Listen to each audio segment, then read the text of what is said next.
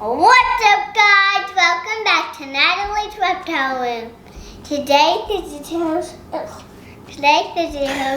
Natalie, host, Kevin, special guest, Mr. Mars, the Brazilian Rainbow Boa. And guys,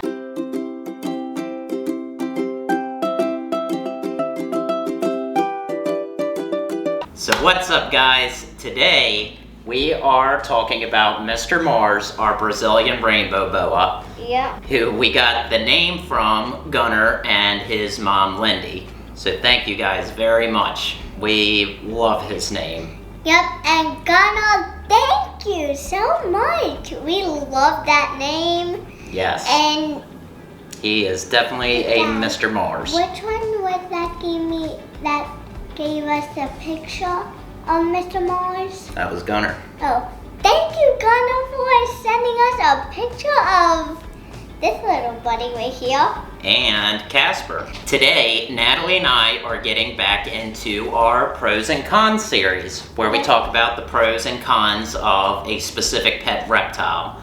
Do you remember who we did last time? Him.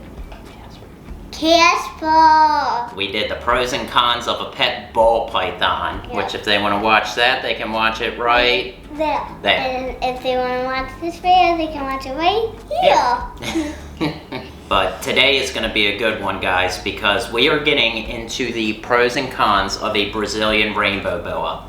Easily one of the most beautiful snakes in the world. But I mean, Rainbow Boas are just stunning snakes. So by the end of this video, you will have all of the information that you need to decide whether or not you should get a Brazilian Rainbow Boa. All right, you ready to get into it? Yep. Let's get into it. Starting with pro number 1.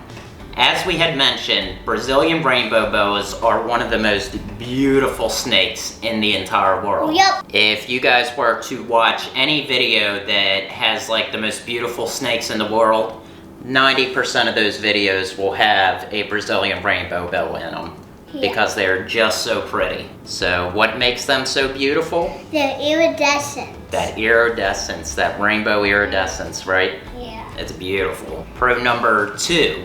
They are a pretty good sized snake for almost anyone. Usually they will max out at about 5 to 6 feet. So a little larger than your typical ball python, but still smaller than like a BCC or BCI. Yes. So they're a reasonable snake size-wise for many people. Yes. Pro number 3. Most Brazilian Rainbow Boas are super docile snakes.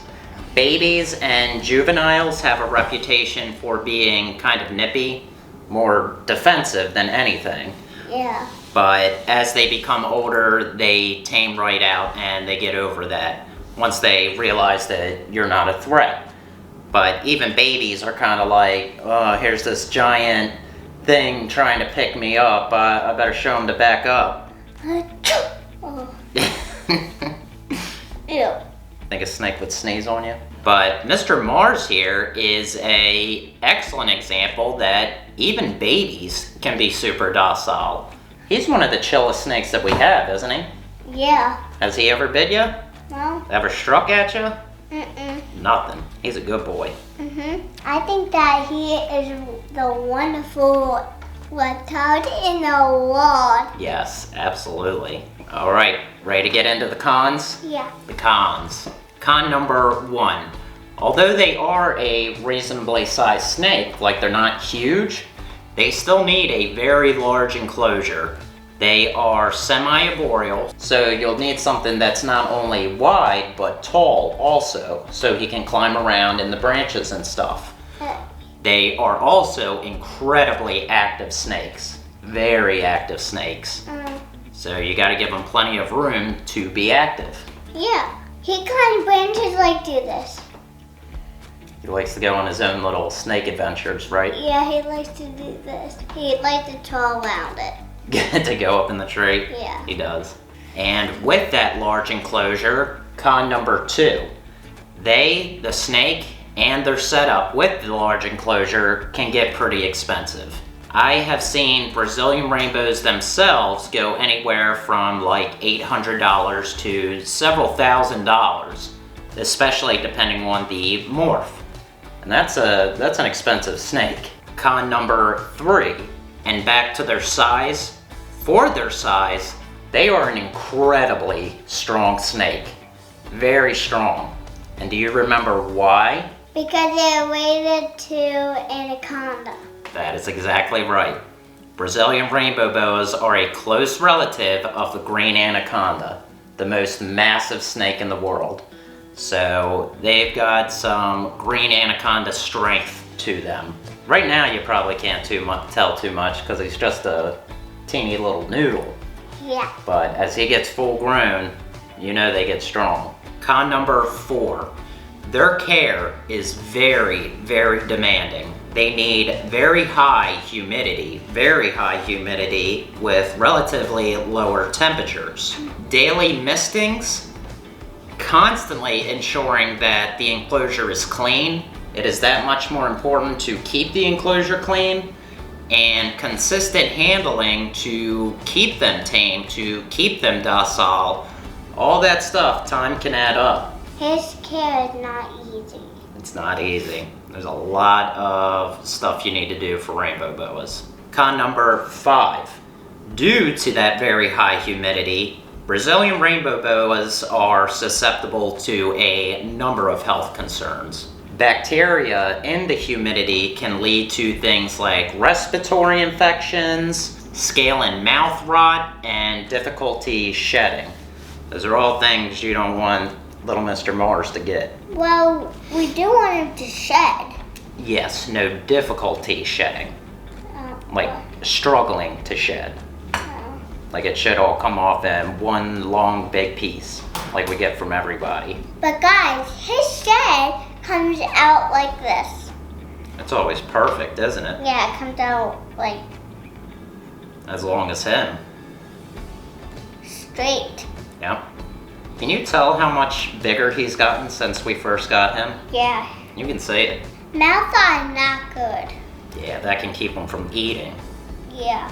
Not good. Con number 6. Many people will tell you Brazilian rainbow boas are picky eaters. This is not true. They are incredibly sensitive to their environment.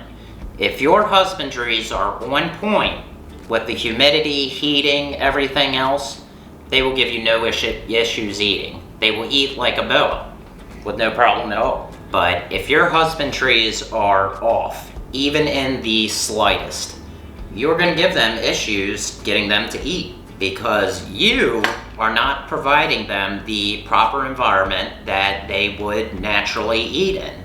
And you know, we have never had a problem getting Mr. Mars to eat. Yeah. From the moment we got him, it was frozen thawed immediately. To be honest, I have never had an easier snake getting them to immediately go on frozen thawed. Immediately, he took to it. Did he really? Yep, and he has never missed a meal. He begged for food. Pretty much. And that does it for the pros and cons of a Brazilian rainbow boa. Our point to this one is that Brazilian rainbow boas are definitely not a beginner snake, a beginner level snake. We have mentioned before that there are some snakes out there that if you are slightly off in your husbandries, you're gonna have no issues at all. They're still gonna eat, they're still gonna do perfectly fine. This is not that kind of snake. This is a snake that relies on you and your husbandries being on point. Otherwise, you will kill your Brazilian rainbow boa very quickly. So that's definitely something you don't want of any animal. Yeah. But we hope this video helps you to make an informed decision of whether or not you should get a Brazilian rainbow boa, or at the very least makes you want to research them more before getting one. Yeah. That's our point to these. Yeah, and comment down below if you heard us say Brazil in today's video.